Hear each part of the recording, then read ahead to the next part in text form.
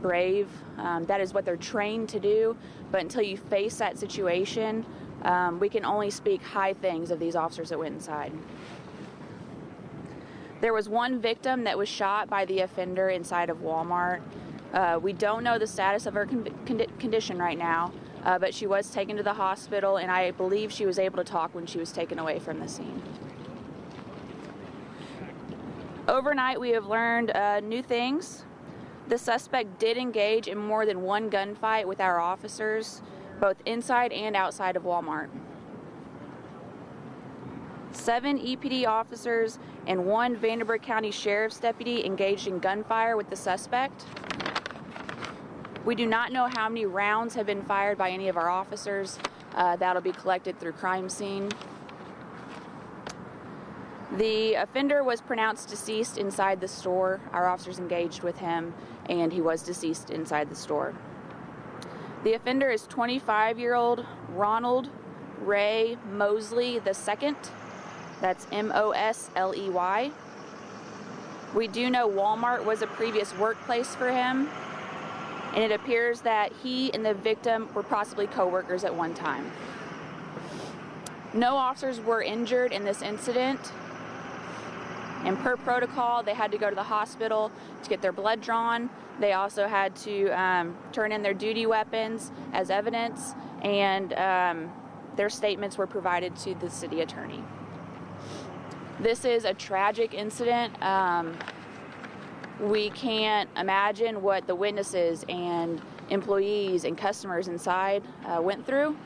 Our hearts are with them, but without the bravery and professionalism of our department, there could have been a lot more lives lost last night. So with that being said, we're very grateful for the training that we have put on for our department and that was utilized and shown as an example last night. It sounds like a huge area in there that they're dealing with. Is crime scene finished yet? That's a good question. I don't know the answer to that. I know there were multiple different areas where there were shootouts with the offender, and that takes a lot of time to collect that evidence. Are you familiar with Mr. Mosley? He does have a criminal history. Okay. We've heard some employees, I think last night, were mentioning that this possibly was in the break room. Do you know any timeline of where this may have started and spread from there? Yeah, I know that the original call came in about 9:59. While looking at the body cam that we could last night, it appeared that the incident went on for maybe about a total of 15-ish minutes. I can't give you an exact number, but around that time frame. Our officers went in and they were actively looking for him. You know, not to mention there's people inside that were customers or employees trying to hide or trying to leave.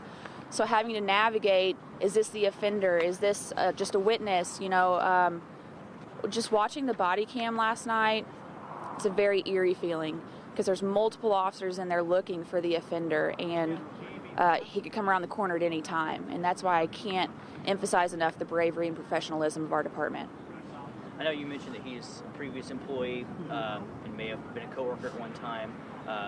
Can you speak to, I know he also has a record, as you mentioned, with law enforcement. Do you know, can you speak to him possibly being in court yesterday on related, similar incidents? That's a good question. I don't have the answer to that. I'm sorry. We will look into that, and we will have a press conference today, and we will look into that. And then just to clarify, I know you mentioned the shots inside and outside the building. Do you have a timeline yet of piecing that together? Was it inside, then he came back outside to engage in fire? What we believe from just the minimal amount of body cam that we've been able to look at, we haven't been able to look at Walmart's yet. I know that they do have footage, but piecing it together might take some time. It appears that he tried to exit, and there were officers waiting at that door and stopped him from exiting the building. And then shortly after that is when officers found him and stopped the threat. And then last night, I know you mentioned, people that may have fled the scene, encouraging them if they were a victim or witness to come back. Did you have any of that overnight? Did people come back? Not that I'm aware of, but that's, again, I don't know, but I haven't been told that.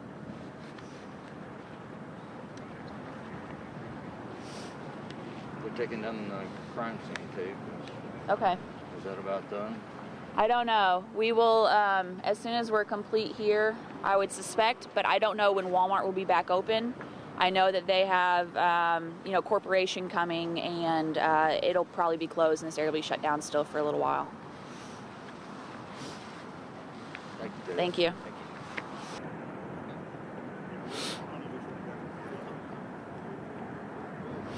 Yeah, Joe and Gretchen, and actually during Desharian's report there, another update coming in as Taylor Mears is coming over to inform me. You may have seen behind us during her briefing at the top of the hour how they were unrolling and removing some of the crime scene tape. She came over to me and mentioned during that report that the crime scene has now been turned over to Walmart management. So EPD rolling back the crime scene tape, and the officers, we see one that is still kind of on the far end between this Walmart and the adjacent Home Depot location. But in terms of the scene itself, from Officer Maris, this has now been turned over to Walmart management here. So looks like the investigation part of it may be collecting evidence, at least winding down as they've gotten what they need inside to turn that back over to Walmart. But yeah, just to go back at the top of the hour, some of the new information that we have this morning, and you all back in the studio already mentioned that we now know the identification of the shooter. Of course, the shooter last night was deceased here after engaging in fire with police. That is 25-year-old Ronald Mosley II. As Taylor Mears did confirm to us too, he is, as what she said, is known, has a criminal record here in the tri-state area.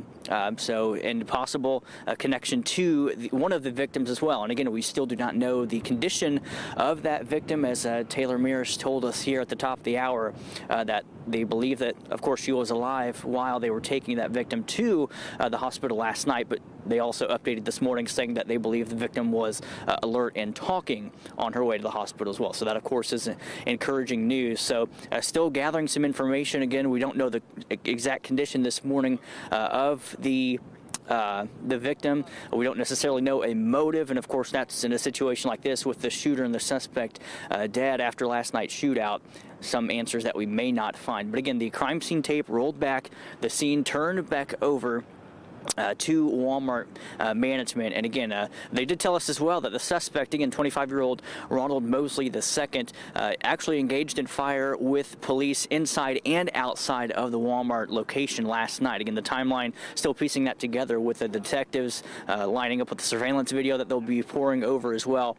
That was a new update this morning too, that the fire took place, the shooting at police, not only in and multiple locations, as she mentioned, throughout the store, but also at least at times outside as well. So we hope to get more information. We're expecting more briefings later on today and hope to give you more information. Of course, we'll be here all morning long providing updates from the scene here on Walmart's west side. Joe, Gretchen.